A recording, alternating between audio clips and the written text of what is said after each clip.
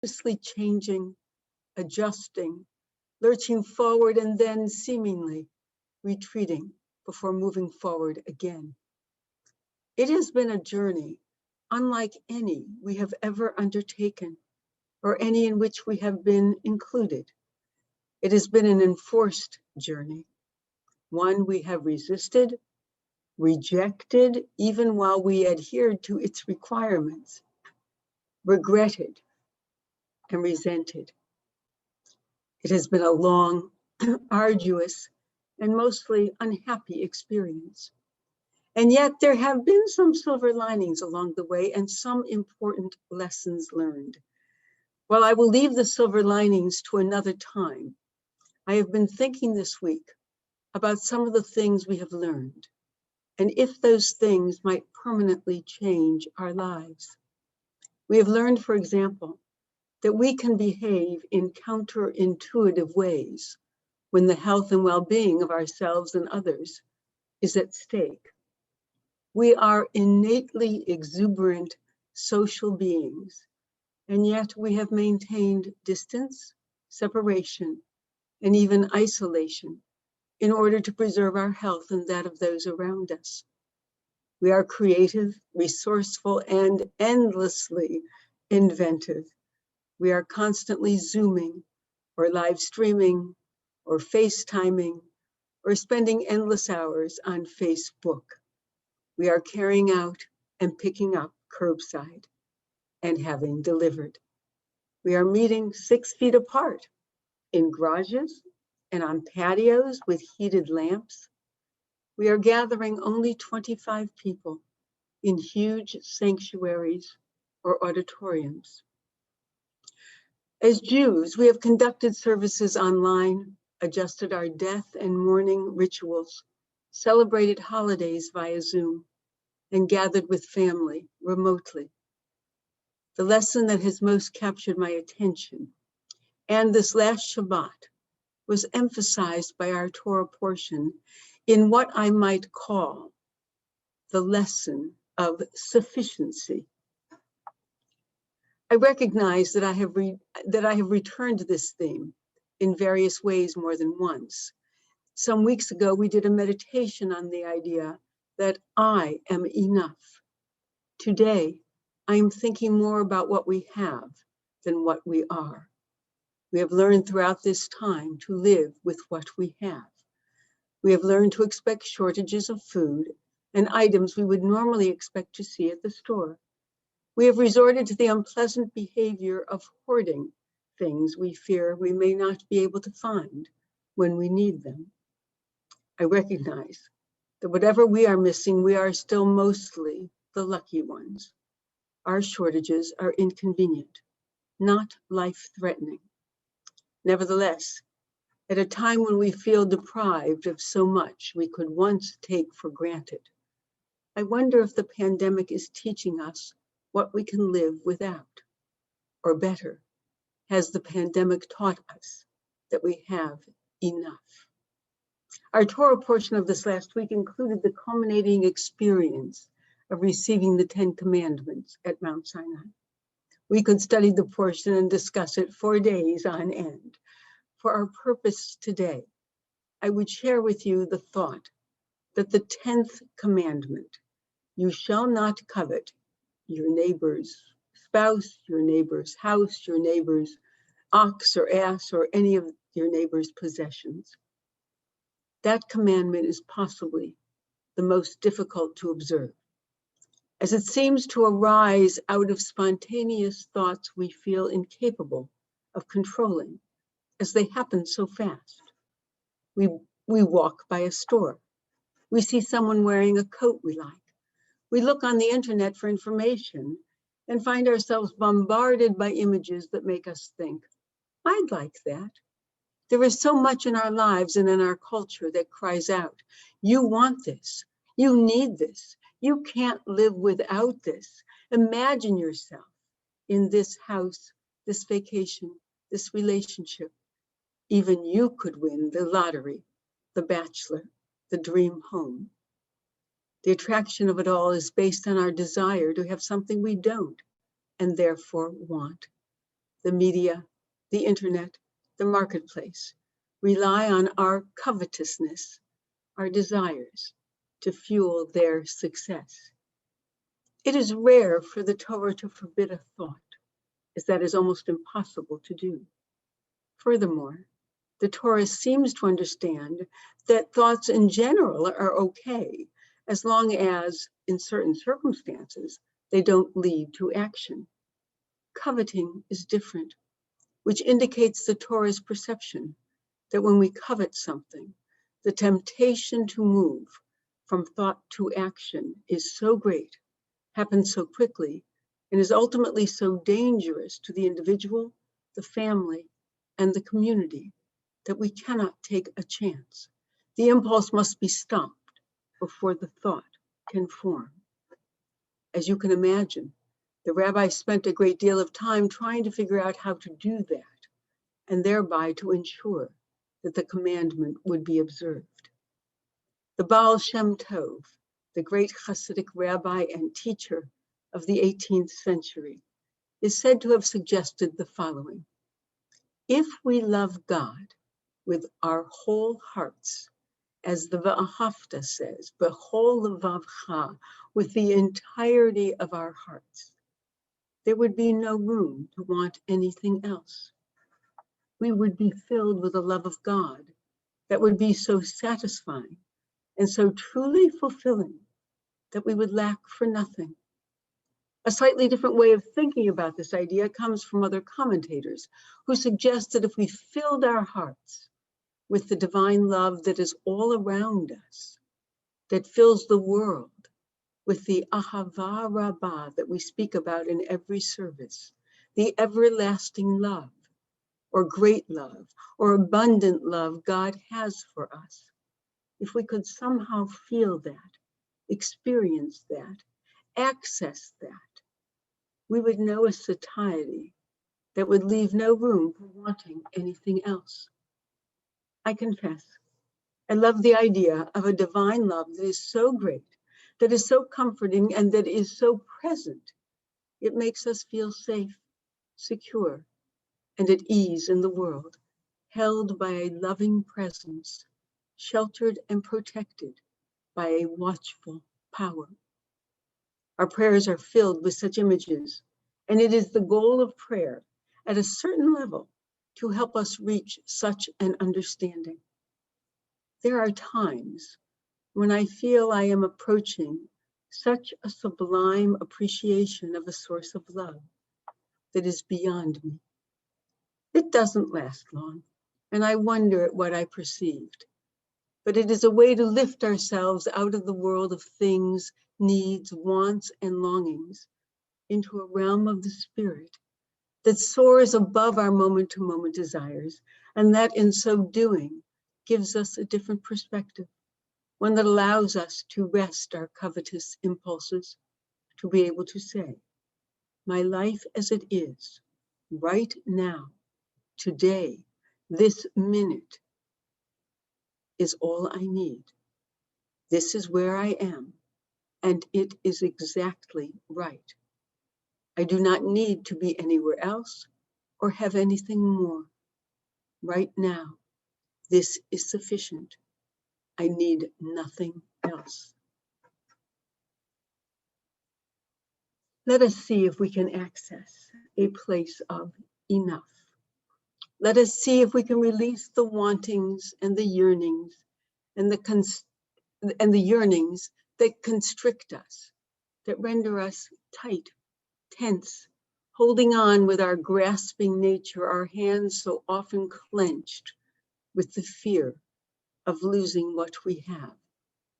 Let us see if we can release it all, if we can relax into an expansiveness of knowing we need nothing more. So let us sit to meditate, to reflect. Let us sit attentively, but with ease, our feet firmly planted on the ground, our heads resting comfortably on our shoulders, our hands possibly just on our thighs, on the arms of our chair, in our laps. I've already closed my eyes and I know I will yawn soon. Here it comes. And please take permission to yawn. That kind of letting go just touches those muscles that allow us to yawn. And let us take that deep breath, that full, healing, deep, filling breath. And let us let it out again.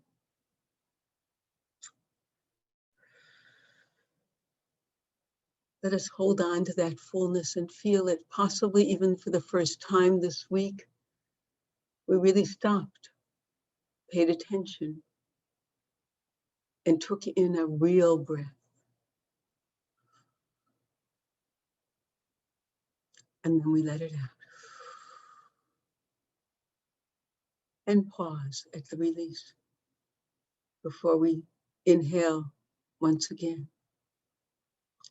And let me suggest that this time as we breathe in, perhaps we might do so with the thought, this is a gift. This breath is a gift.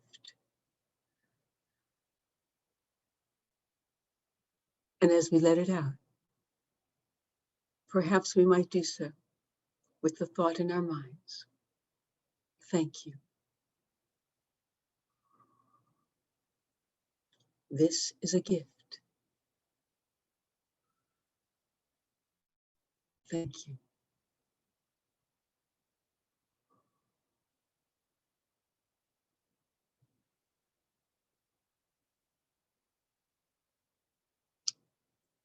In a sense, we have lived for almost a year, relatively unencumbered. There was no place to go. There was no one to see. And every day we are healthy, during this time especially, we are consciously grateful.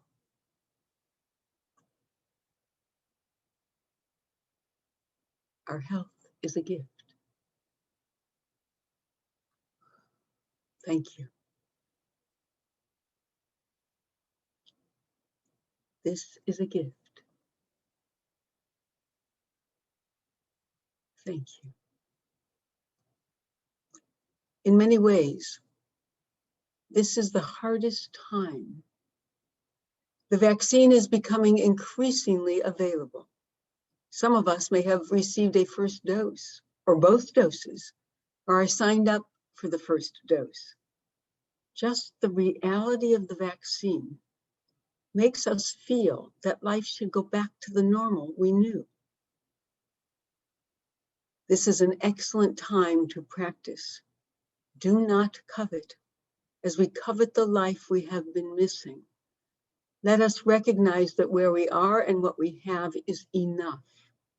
We are complete as we are. We need nothing more. So let us breathe in our lives as they are this minute. And let us breathe out, wanting more.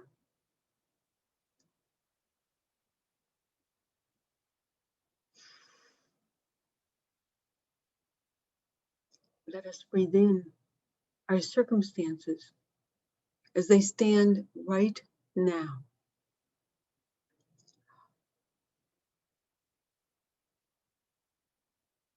Let us breathe out, wanting something different.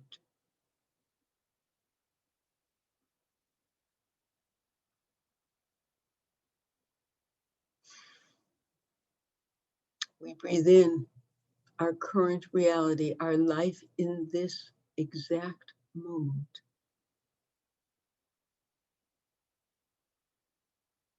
And breathe out, wanting something else.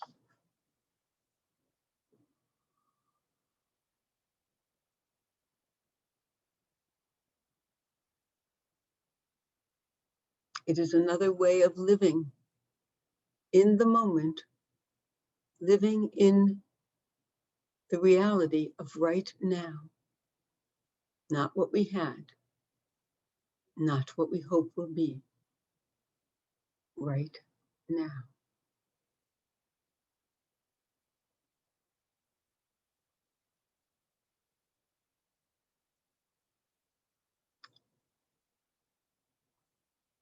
Thinking about being satisfied reminds me of the theme from Hamilton, the musical. Hamilton acknowledges and is accused by the women in his life of never being satisfied. It is that part of his nature that is most painful to him and that brings him the most grief. In many ways, is his undoing. He's never satisfied.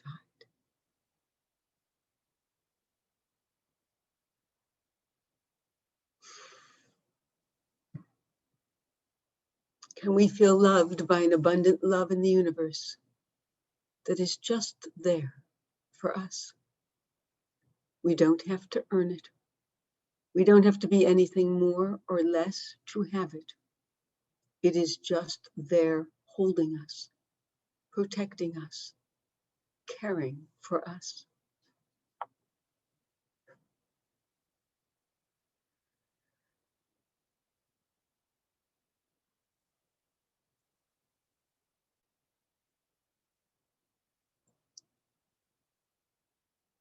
And we can let go of everything we hold on for dear life if we can believe just for a moment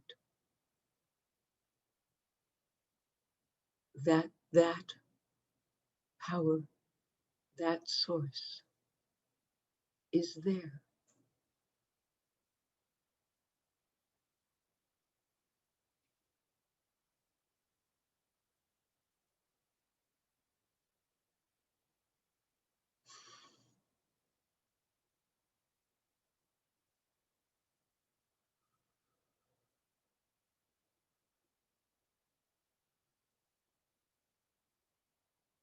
This is a gift.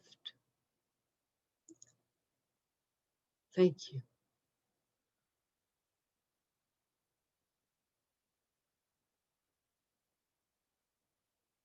In this moment, I am satisfied. I know I have enough. I know my life is complete at this moment.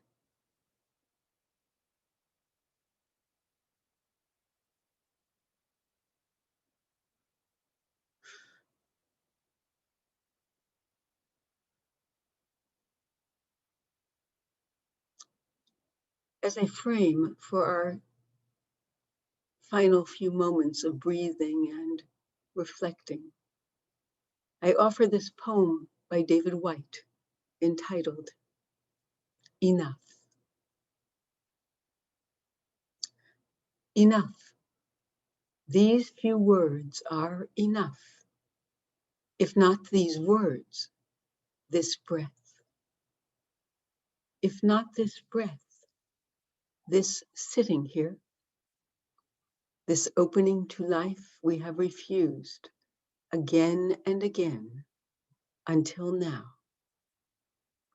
Until now.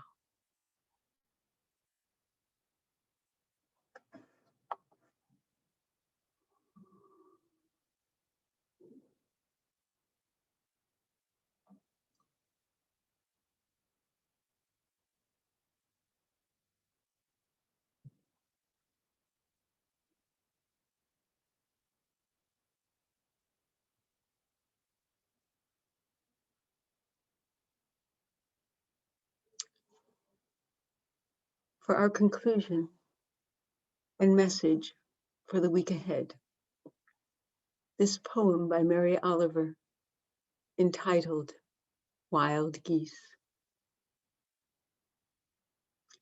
You do not have to be good.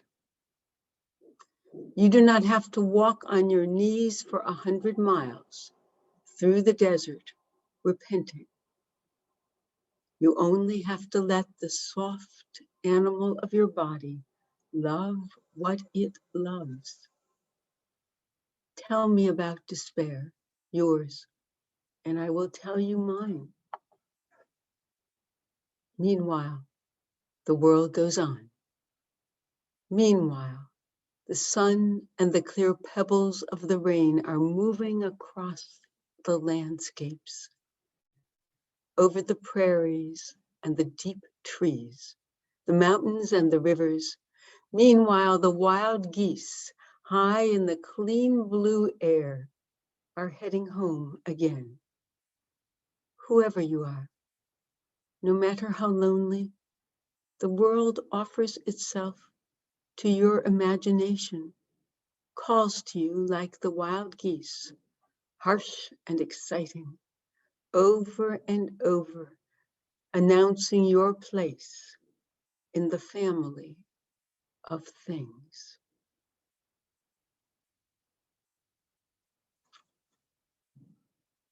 I wish you a week of sufficiency, of an increasing sense that we have enough.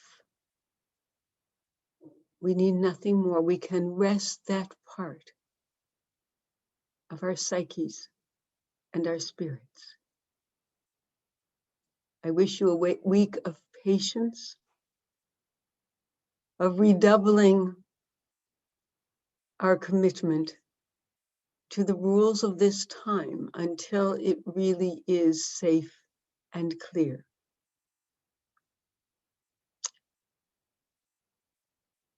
And in the short term, I hope we will all be vaccinated very soon. I will see you next week. God bless. Be safe, be healthy, be strong. Amen.